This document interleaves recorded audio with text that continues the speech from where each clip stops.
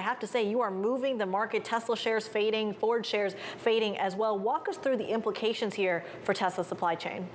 Yeah, so CATL, we've reported, has been considering sites in Mexico and the US for some time. And according to sources, they were very close. They were negotiating incentives. They were due to make a decision. And because of Nancy Pelosi's visit to Taiwan, sources tell us that they've decided to push this back to September or October. And what sources are saying is that they just don't want to stoke geopolitical tensions between the US and China in going ahead and announcing a North American investment at this time. Of course, CATL is the world's biggest maker of batteries for EVs. It's a critical supplier to Tesla and has agreements to supply Ford in the future. And that's, I guess, why you see that market reaction. But, sources make absolutely clear the plan is still for CATL to invest in North America as much as $5 billion in at least one, if not more, sites. But clearly, they're making a decision here based on the news of the last 24 hours.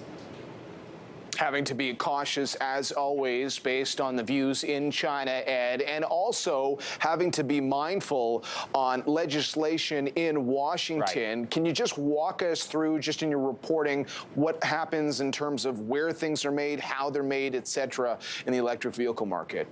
Yeah, look, so as I said, CATL has been considering sites across North America. At one time, it was also considering Canada, but definitely the United States and at least 2 sites in Mexico. And the reason that we're all keeping our eyes focused on Manchin Schumer is a big part of their decision was knowing what the kind of ripple effect of incentives would be for electric vehicles in North America. Remember, as it stands within the text on Manchin Schumer, the batteries that go into an electric vehicle, in order to receive consumer-related incentives, would have to have minerals that were either mined or processed within a country that the United States has a free trade agreement with. And so for CATL, this has been a kind of wait-and-see mode.